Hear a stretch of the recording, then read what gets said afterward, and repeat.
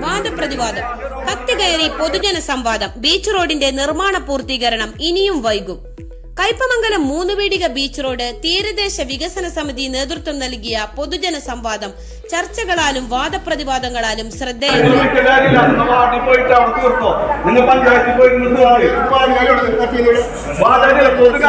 MLA, panchayat പ്രസിഡന്റുമാർ, രാഷ്ട്രീയ, സാംസ്കാരിക, മാധ്യമ, പൊതുജന പങ്കാളിത്തവും സംവാദം പ്രസക്തമാക്കിയെങ്കിലും ദേശീയ പാത നിർമ്മാണ കമ്പനി പ്രതിനിധികൾ, beach road contractor, panchayat AEO തുടങ്ങിയവരുടെ അസാന്നിധ്യം പ്രകടമായി.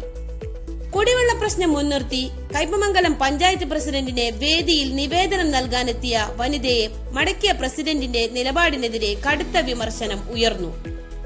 മൂന്നുപീടിക ബീച്ച് റോഡിന്റെ ശോചനീയാവസ്ഥയ്ക്ക് ഊന്നൽ നൽകി തീരദേശത്തിന്റെ സമഗ്ര വികസനം മുൻനിർത്തിയുള്ള ഭാവി പ്രവർത്തനങ്ങളെക്കുറിച്ച് ഉയർന്ന ആക്ഷേപങ്ങൾക്കും ആവശ്യങ്ങൾക്കും Kaipamangalam MLA Valsaraj, Kaipamangalam panchayat president Beena Surendran, Perinjanam panchayat president TK Raju തുടങ്ങിയവർ മറുപടി പ്രസംഗത്തിൽ അനുഭാവം പ്രകടിപ്പിച്ചെങ്കിലും മൂന്നുപീടിക ബീച്ച് റോഡിന്റെ നിലവിലെ ശോചനീയാവസ്ഥ പരിഹരിച്ച് എത്രയും വേഗം റോഡിന്റെ നിർമ്മാണ പ്രവർത്തനങ്ങൾ പൂർത്തിയാക്കുമെന്നോ പ്രവൃത്തികൾ അനന്തമായി നീണ്ടുപോകുന്നതിലെ ഉദ്യോഗസ്ഥ വീഴ്ചയിലും ബന്ധപ്പെട്ട അധികാരികൾ മൗനം പാലിക്കുകയാണ് ഉണ്ടായത്.